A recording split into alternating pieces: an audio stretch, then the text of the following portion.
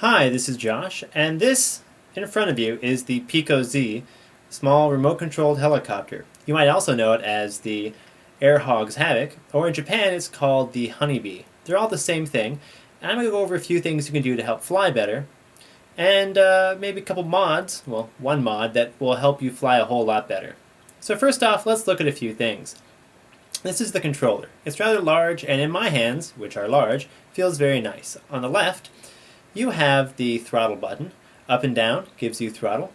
And on the right, that's the right and left throttle, which spins your helicopter left and right. In the middle, you have an on and off switch. There. And below that, you have the bands, the RC bands that you use to control more than one helicopter in the same room with more than one set of controllers. And below that, you'll see the tuners right there. That helps you streamline your airplane. Very important later on. And right below that is the recharging cable holding area.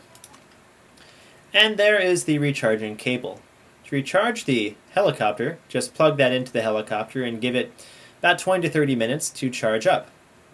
From a 20 to 30 minute charge, you get about 8 minutes of flight. On the back, you'll see why the controller is so large. That's where you hold the 6 batteries it uses. You need 6 batteries because you're recharging both the aircraft and also controlling powering the controller. On the top, that's the infrared, because the aircraft is actually controlled via infrared, not via radio. This works fine indoors, but you may have problems outside with sunlight. This in my hand is the actual PiccoZ. It's about 16 centimeters long, and it's made out of mostly styrofoam, which is really nice considering this thing crashes a lot when you first start to use it. On the top you see it's got a dual rotor design. It gives a fairly stable balance. On the back you have the rear propellery stabilizing thing, and that actually tends to break fairly frequently. They give you an extra one when you buy it, and it's really easy to take on and off. Just pull it on, put another one on. That's the one thing that will probably break when you're using it.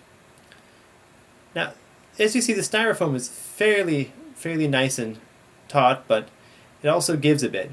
It's lightweight and it takes quite the beating. This thing has crashed more times than I can even count, but yet it's still held together and still flies. Right there is the charging port as well as the on and off switch. You plug it in, get a charge, then you turn it off. Or you turn it off or on. It takes, again, about 20 to 30 minutes for a charge. And that's the aircraft. It flies pretty well. There are quite a few mods you can do online for it. And if you just Google search, you can find quite a bit of information on it. In case you're wondering, here I am just plugging it into the controller and turning on the controller, and right there the charge light is all lit up. I'm recharging. And again, 20 to 30 minutes gets you about an 8-minute flight time. I've been seeing, and the States have been saying 10 minutes. I get about a good 7-8 minutes flight time. Now here's the controller turned on with the PiccoZ turned on, sitting down below me. And giving up throttle there, just nothing but the up throttle. Not left and right, just up. I'll have the plane take off, and then it comes back down. The way it's set up initially, it will just basically hover. More or less. Basically hover. And once again, me just hovering. I'm not actually trying anything crazy. I'm just going to hover. And there it goes. The controls are pretty sensitive, and you can dictate how much thrust is going on, but it does a pretty good job of flying. Not a lot of control, but a pretty good job of flying. A very simple way to make this more fun and to harass people much easier with the PiccoZ is get some tape and a small paper clip. That's all you need. Once you have those two items, just tape the paper clip to the nose of the PiccoZ. This gives the aircraft some forward momentum. Instead of hovering, it'll actually go forward. Much easier to fly around and much easier to harass people. It's very simple, it takes 2 seconds, and you can always take it off if you don't like it. And let's give that a try. Whereas before, without the paperclip, I had issues just getting it to go where I wanted it to avoid obstacles, to move around the room. Now, I get a bit of forward momentum and I actually can control where it goes.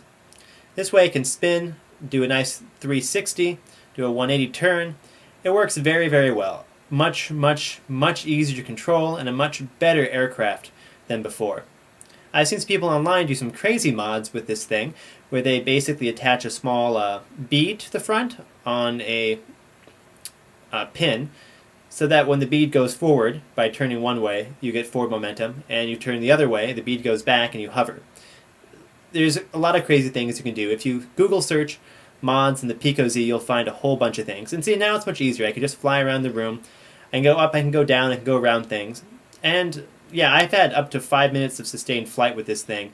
It works really well. It's a great little aircraft to fly around with. And it's a perfect thing for a teenager or a young teen if they want to try a small RC helicopter, without buying something big for them to break.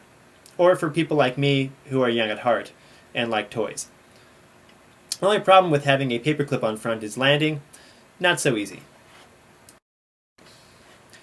So the only advice I can really give you on flying the PiccoZ is to learn how to do the tuning properly, to get it to fly and hover correctly.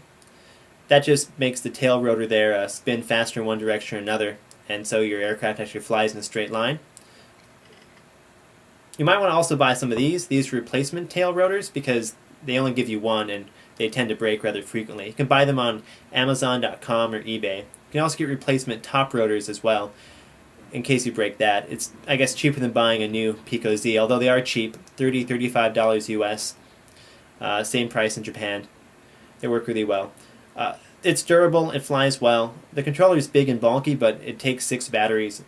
For $35, it's probably the best small remote-controlled device you can buy. Perfect for anybody of all ages. Easy to learn. Much easier when you actually get the whole paperclip going on there. Silverlet Technologies originally designed these and sold the design to other people. Anything that they design is, great. Buy stuff by Silverlet. They make wonderful, small, remote-controlled stuff. Other products, not so much. There's a lot of rip-off PiccoZs out there, so make sure you actually buy a legitimate one, because the other ones are probably crap. So, that's my thoughts and ideas. Thanks for watching this, and if you have one of these, enjoy.